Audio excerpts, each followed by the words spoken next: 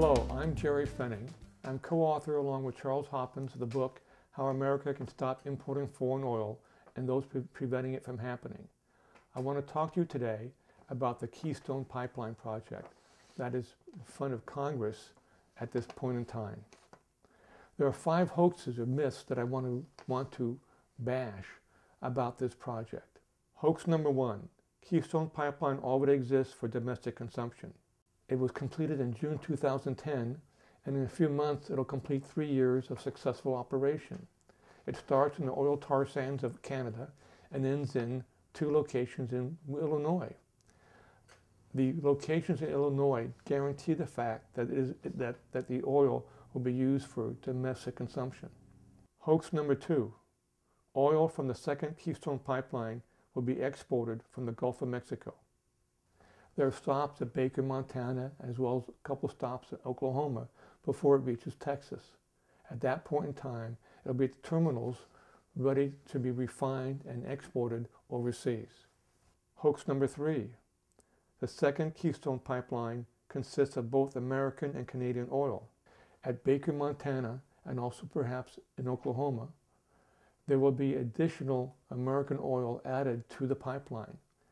That means that both Canadian and American oil will be exported overseas. Hoax number 4, the second Keystone Pipeline will not improve America's energy independence and will not decrease gasoline and oil prices.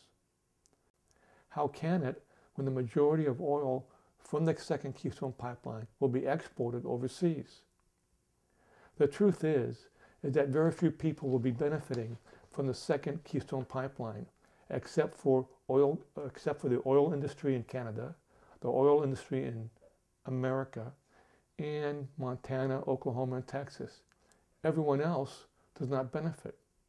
The employment benefits are short-term in nature, lasting about 2 or 3 years during construction phases, and maintenance involves very few people.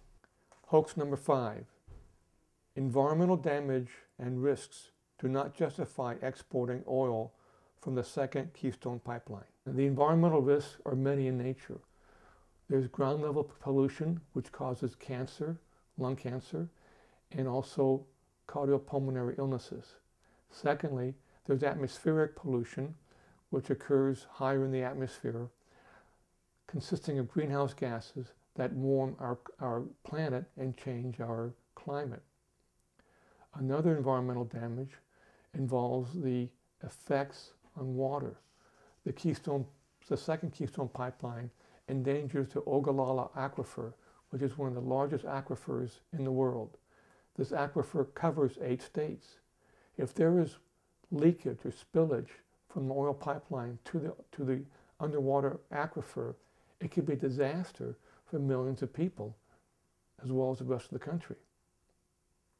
There's another environmental risk involving endangering cultural sites for indigenous people.